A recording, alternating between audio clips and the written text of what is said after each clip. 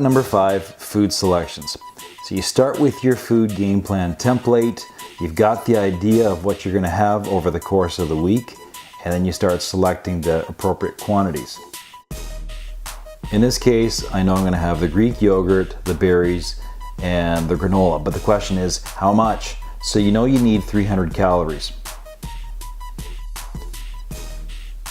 I go to my food selector sheet, which should be printed out in color, put on your fridge, and from there I select my protein in the blue column, 150 calories, and I've got the other two items there. I've got 38 calories worth of strawberries or different kind of berries, and I've got 115 calories of granola.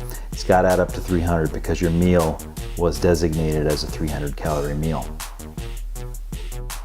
The second example is the pita with chicken inside of it. So you go back to your selector.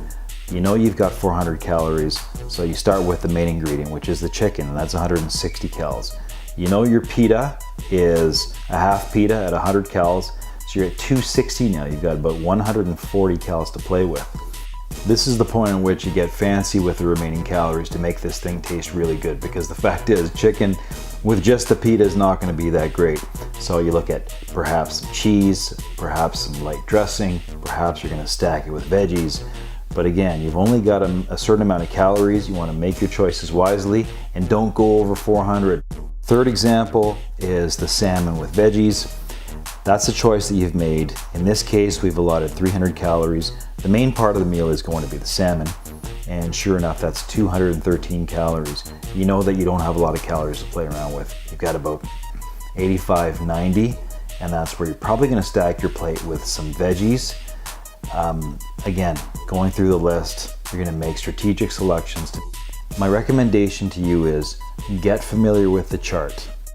From there, get online with me, ask questions. Hey Tom, what do you think? This is how I did it. I'm here as a resource. That's the point of having those online sessions, so you can ask questions and say, hey, am I doing this right? You can also catch me on my Facebook page and actually send a picture of what you've done, maybe circling your chart and say, hey, does this look like a good 400 calorie meal? And I'll give you some feedback.